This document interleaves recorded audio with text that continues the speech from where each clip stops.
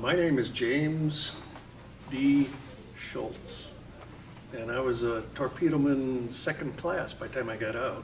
But then you go and went back to port, and we did a number of cruises after that. We went to Bermuda. I know war is hell in Bermuda. And after that, we went down to the Caribbean for, I don't know, 3 or 4 months down there.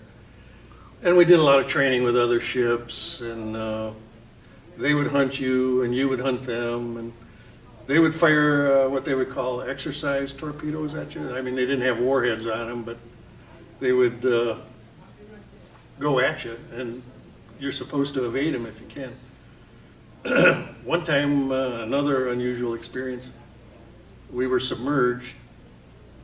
We weren't down deep, maybe 100 feet, and I was sleeping in the middle of the ship where my rack was at my bed, and I hear an airplane dropped a torpedo out of the sky, and it was looking for us. You could hear it, even in the water there. So I hear this torpedo, and I'm just trying to stay awake to see where this is going. And all of a sudden, it hit the bow. It wasn't supposed to do that. It was supposed to, when it acquires a target, they're supposed to stop and float to the surface, and then you go get them. This thing lost its marbles and kept coming, and it hit the bow. It was a big bang, but it kept running. And it went along the side of the ship, right where my bed was. Right, you could hear it going by, just a real high pitch, right past the side of the ship. And well, you're supposed to recover these torpedoes. And that one, I don't think they ever found it again after that. But many other times we were doing these kinds of exercises. The torpedo would acquire you and then stop and float to the surface, and then we'd have to go get them.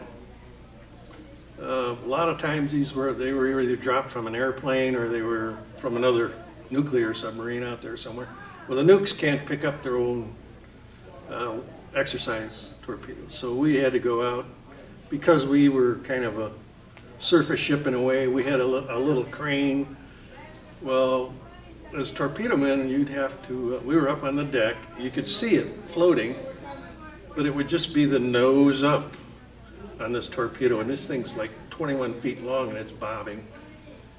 And you had to dive in the water with a rope, swim out to this torpedo, and it had a little hook on the nose. You put the rope on it, and you're out in the middle of the ocean doing this, and then hold on to the rope, and they'd pull you and the torpedo back to the sub, and then we'd hook up to it and recover it and bring it back in. You never left the torpedo out there after it was fired. So, but the one I mentioned earlier, we never did find it. It just never came to surface. So anyway, in the process of all this, you're learning every single system on the submarine. You had to get what they call qualified. Maybe the other fellows have told you all about this, but it takes about a year to go through this, and you earn your dolphins after you learn all of the systems and how to operate other people's equipment. So that took about a year. It was all a kind of a fail-safe training. So if someone was not able to do his job or function, or you were, and I'm sure this is part of it came out of World War II, those guys had to do the same thing. You had to learn someone else's job in case they were injured. You were stuck in a compartment that you couldn't get out of for whatever reason. Maybe the bow was flooded, and you still had to know how to do certain functions to make the ship work the best you could under those conditions. But what was, I mentioned World War II, there were so many of those guys on the very same type of submarine that didn't come back. And I think there was over 3,000 sailors on submarines that never came back. So, you know, when you're 21 years old, you don't really think much about that, but you know, it's not going to happen to you. But in their case, it was wartime, and it did happen. So those are part of, I think, the logic of learning everyone else's job. Well, one of the things that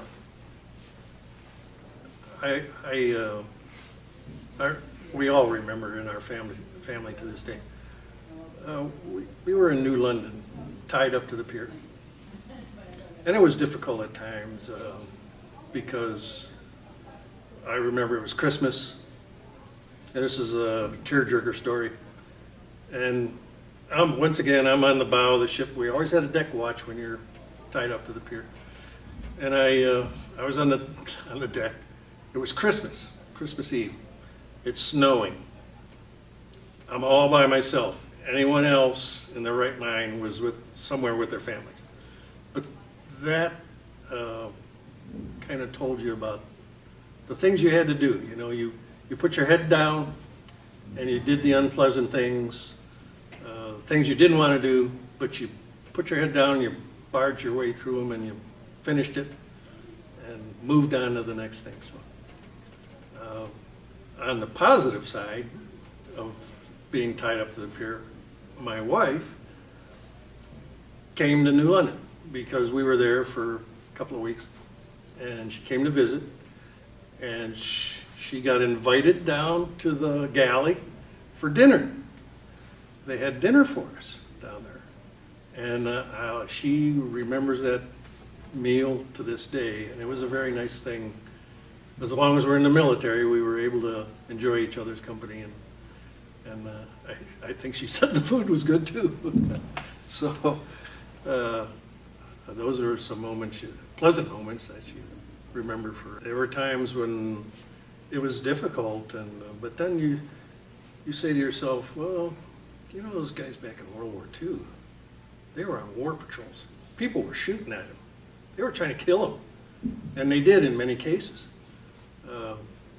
You know, as tough as I might have had it, why those fellows made the ultimate sacrifice.